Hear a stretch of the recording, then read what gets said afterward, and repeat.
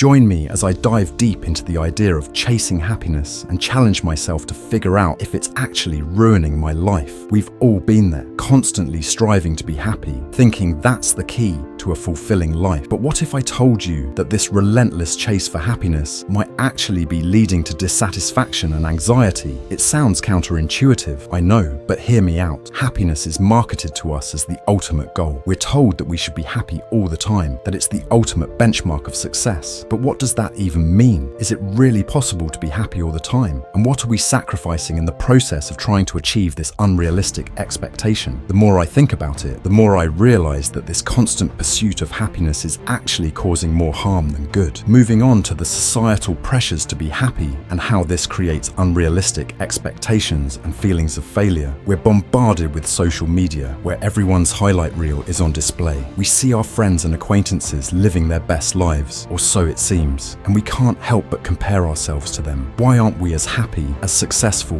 as popular? The truth is, social media is a curated version of reality. We're seeing the best moments of people's lives, not the struggles, not the setbacks, not the mundane daily routines, but we compare ourselves to these unrealistic standards and we feel like we're falling short. This pressure to be happy is everywhere. It's in the self-help books, it's in the motivational speeches, it's even in the way we talk to ourselves. We're constantly told that we need to be positive, that we need to be grateful, that we need to be happy. But what about the moments when we're not? What about the moments when we're feeling down, feeling anxious, feeling overwhelmed? These societal pressures are creating a culture of fake smiles and hidden tears. We're so focused on projecting this image of happiness that we're not allowing ourselves to feel the full range of human emotions. We're not just talking about feelings of inadequacy here. We're talking about real mental health issues. Anxiety, depression, they're all on the rise, and I believe it's because we're not allowing ourselves to be human. We're so focused on the idea of happiness that we're forgetting to live in the present moment. We're constantly thinking about the future, about what we need to do to be happy, about what we need to achieve. But what about the here and now? This pressure to be happy is also affecting our relationships. We're so focused on finding our tribe, on finding people who make us happy, that we're forgetting to nurture the relationships we already have. We're so focused on being happy that we're not allowing ourselves to be vulnerable, to be open, to be honest. We're living in a world where emotions have become a weakness, where being sad is seen as a failure, where being angry is seen as unacceptable. This societal pressure to be happy is also affecting our self-identity.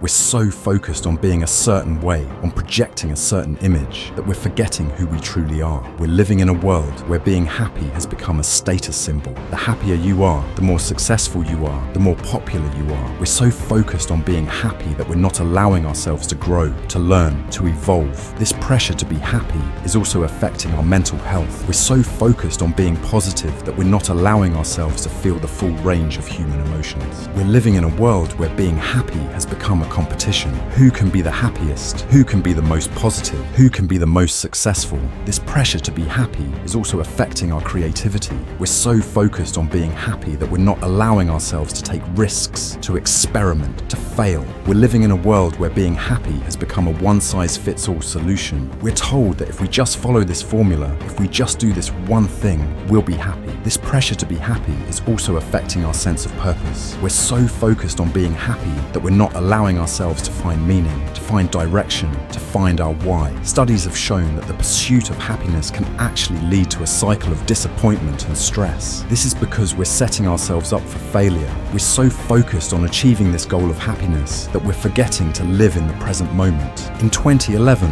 a study by the University of California found that the pursuit of happiness can actually make people unhappy. This is because we're putting so much pressure on ourselves to be happy that we're causing more stress and anxiety. Another study by the University of Illinois found that people who value happiness above all else are actually less happy than those who don't. This is because they're constantly feeling like they're not good enough, like they're not doing enough. Experts like Dr. Daniel Kahneman, a Nobel Prize-winning economist, have also spoken out about the dangers of the pursuit of happiness. He argues that our expectations of happiness are often unrealistic and that this can lead to disappointment and stress. Buddhist teachings also talk about the dangers of the pursuit of happiness. They argue that true happiness comes from accepting the present moment, from embracing the imperfections and the uncertainties of life. So what's the alternative? How can we break free from this cycle of disappointment and stress? I believe it starts with accepting negative emotions and embracing the present moment. Accepting negative emotions emotions doesn't mean wallowing in them. It means acknowledging them, validating them, and moving forward. It means allowing ourselves to feel the full range of human emotions without judgment. Embracing the present moment